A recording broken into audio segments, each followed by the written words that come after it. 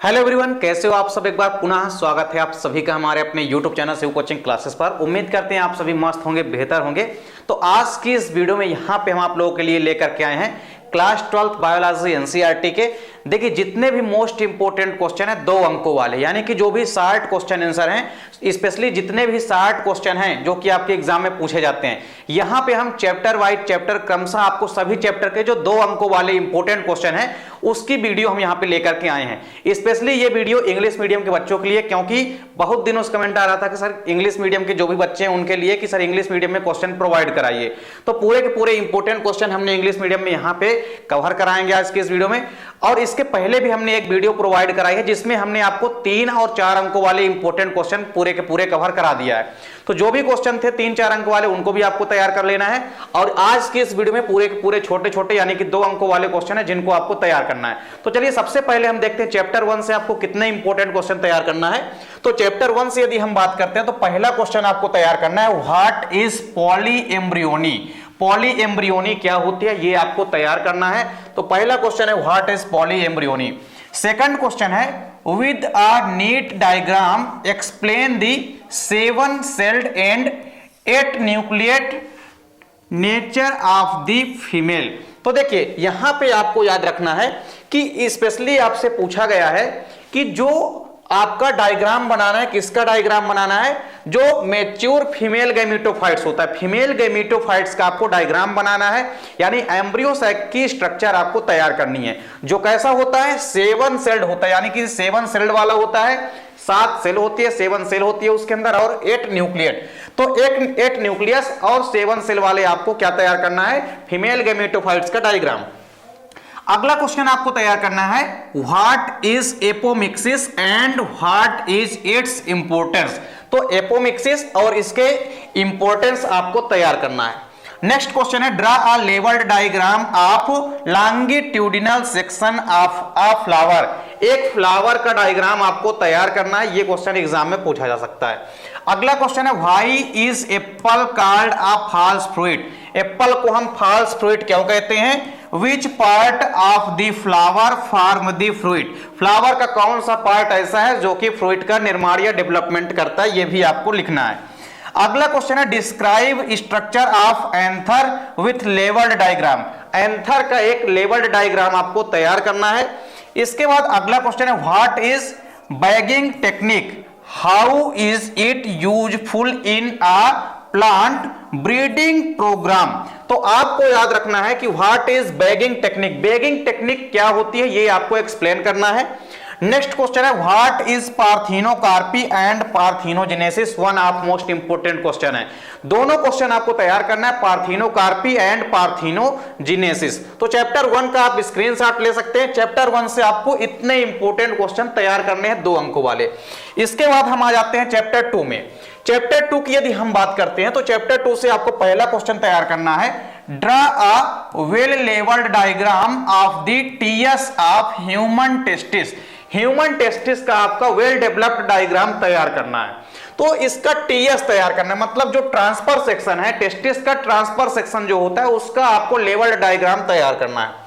अगला क्वेश्चन है draw a labelled diagram of a section through ovary. Ovary का section, ovary का TS section जो होता है वही आपको तैयार करना है डायग्राम इसका। फिर अगला क्वेश्चन है एक्सप्लेन मेनार्की आर मीनोपाउज या मोनोपाउज। तो एक्सप्लेन मेनार्की और मोनोपाउज, तो मोनोपाउज और मेनार्की क्या होती है ये आपको एक्सप्लेन करना है।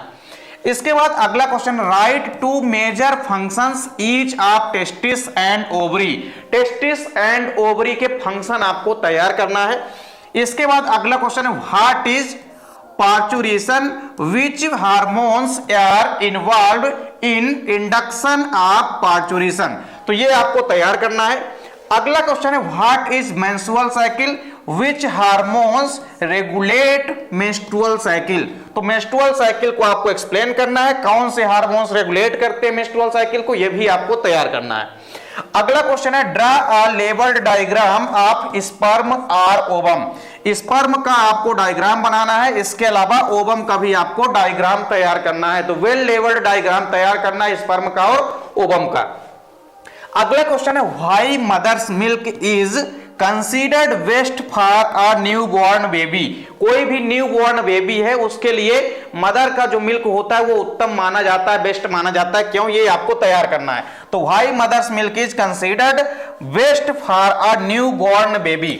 अगला क्वेश्चन तैयार करना है, draw a labelled diagram of a Graafian follicle. Graafian follicle का मैच्योर जो ग्राफियन फॉलिकल होती है या ओवम की स्ट्रक्चर आपको बनाने के लिए एग्जाम में पूछा जाता है। तो ग्राफियन फॉलिकल का आपको स्ट्रक्चर तैयार करना है। तो चैप्टर 2 के भी सारे क्वेश्चन के स्क्रीनशॉट आप ले सकते हैं छोटे अंकों वाले। अगला हमारा चैप्टर है चैप्टर 3। चैप्टर 3 से आपको कई सारे क्वेश्चन तैयार करना है। पहला क्वेश्चन तैयार करना है, एक्सप्लेन द फॉलोइंग। आपको किनके बारे में एक्सप्लेन करना है? पहला है ट्यूबेक्टोमी और दूसरा है वैसेक्टोमी। दोनों क्वेश्चन इंपॉर्टेंट है, इनको आपको तैयार करना है, ट्यूबेक्टोमी एंड वैसेक्टोमी। अगला क्वेश्चन है, what is amniocentesis, write its effect and two advantage. Amniocentesis process के क्या क्या एडवांटेज हैं और एमनियोसेंटेसिस प्रोसेस है क्या, व्हाट इज एमनियोसेंटेसिस, ये आपको एक्सप्लेन करना है। अगला क्वेश्चन है, why testis of the mails present outside the abdominal cavity. जो मेल का टेस्टिस होता है वो एब्डोमिनल कैविटी के बाहर उपस्थित होता है, प्रेजेंट होता है। क्यों? ये रीजन आपको तैयार करना है। अगला क्वेश्चन है, is sex education necessary in schools high. किसी भी स्कूल के अंदर सेक्स एजुकेशन नेसेसरी है, जरूरी है। क्यों? इसका आपको कारण एक्सप्लेन करना है। तो चैप्टर 3 से आपको इन क्वेश्चनों को तैयार करना है। फिर आपको देखना है चैप्टर 4। चैप्टर 4 से पहला क्वेश्चन आपको तैयार करना है, व्हाट इज म्यूटेशन। म्यूटेशन क्या होता है, म्यूटेशन तैयार करना है। अगला क्वेश्चन है, डिफाइन लिंकेज। लिंकेज क्या है, लिंकेज को डिफाइन करना है। थर्ड क्वेश्चन है, what is pedigree analysis, suggest how such an analysis can be useful. Pedigree analysis क्या है और ये कैसे यूजफुल हो सकती है, इसके बारे में आपको एक्सप्लेन करना है। What is Turner syndrome. Turner syndrome के बारे में आपको टिप्पणी तैयार करनी है, शॉर्ट नोट तैयार करनी है आपको। अगला क्वेश्चन है, what is haemophilia, explain with suitable example. Haemophilia क्या होती है, व्हाट इज हीमोफीलिया, इसको एक्सप्लेन करना है। अगला क्वेश्चन है, explain the following terms with example. Example सहित आपको इन टर्म को समझाना है। पहला है कोडोमिनेंस क्या होता है, इसके अलावा इनकम्प्लीट डोमिनेंस। इनकम्प्लीट डोमिनेंस और कोडोमिनेंस दोनों one of most important question है। ये मेंडल्स लॉ के एक्सेप्शन है दोनों, इनको आपको जरूर तैयार कर लेना है। अगला क्वेश्चन है चैप्टर 5 से, व्हाट इज चारगाफ रूल। चारगाफ रूल आपको तैयार करना है। इसके अलावा अगला क्वेश्चन आपको तैयार करना है, differences between repetitive DNA and satellite DNA. तो repetitive DNA and satellite DNA के मध्य डिफरेंस तैयार करना है। अगला क्वेश्चन है, व्हाट इज हिस्टोन। तो व्हाट इज हिस्टोन ये आपको एक्सप्लेन करना है। अगला क्वेश्चन है, why is the human genome project called a mega project. Human genome project जिसको कि हम बोलते हैं शॉर्टकट में HGP। तो HGP ह्यूमन जीनोम प्रोजेक्ट, इसको हम मेगा प्रोजेक्ट बोलते हैं। क्यों? अगला चैप्टर है आपका चैप्टर 6। चैप्टर 6 से पहला क्वेश्चन तैयार करना है, what do you mean by analogous organ. Analogous organ क्या होते हैं आपको एक्सप्लेन करना है। What is homology. तो होमोलॉजी या आपसे पूछा जा सकता है व्हाट इज होमोलोगस ऑर्गन। तो होमोलॉजी मिल जाए आपको या आपके सामने मिल जाए होमोलोगस। क्या मिल जाए आपके सामने, होमोलोगस लिखा अगर मिल जाता है उसका मतलब भी सेम है कि आपको होमोलोगस ऑर्गन्स यानी कि आपको याद रखना है, समजात अंगों के बारे में बताना है। अगला है, what is wastage organs. Wastage organs क्या होते हैं विद एग्जांपल, इनको आपको एग्जांपल सहित एक्सप्लेन करना है। अगला क्वेश्चन है, what is virus, why is it treated as a link between living and non living. Virus क्या होते हैं, व्हाट इज वायरस। वायरस को हम कनेक्टिंग लिंक कहते हैं between living and non living. तो इसका आपको रीजन बताना है।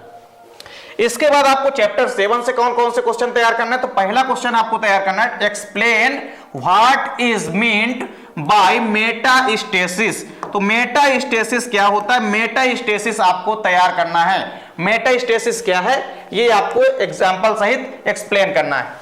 फिर इसके बाद अगला क्वेश्चन है, डिफाइन द फॉलोइंग। यहां पे आपको सामने कई सारे छोटे छोटे क्वेश्चन दिए हैं जिनकी डेफिनेशन आपको तैयार करनी है। पहला क्वेश्चन है, इम्यूनिटी क्या होती है। इम्यूनिटी के बारे में आपको शॉर्ट नोट तैयार करनी है। इसके अलावा वैक्सीन क्या होती है या वैक्सीनेशन क्या होता है, वैक्सीनेशन भी आपको एक्सप्लेन करना है। इसके अलावा interferon, one of most important question, इनको आपको तैयार करना ही करना है। फिर आपको अगला क्वेश्चन तैयार करना है, what is allergens, what causes the allergy to produce. तो आपको तैयार करना है व्हाट इज एलर्जेंस क्या होते हैं, what is allergens and what cause the allergy to produce. अगला क्वेश्चन है what is B cell and T cell, explain it. B cell and T cell को आपको एक्सप्लेन करना है। अगला क्वेश्चन है list the harmful effects caused by alcohol drug abuse. तो alcohol या ड्रग से क्या क्या आपके सामने हार्मफुल इफेक्ट हो सकते हैं, ये आपको एक्सप्लेन करना है। तो ये सारे क्वेश्चन आपको चैप्टर 7 से तैयार कर लेना है।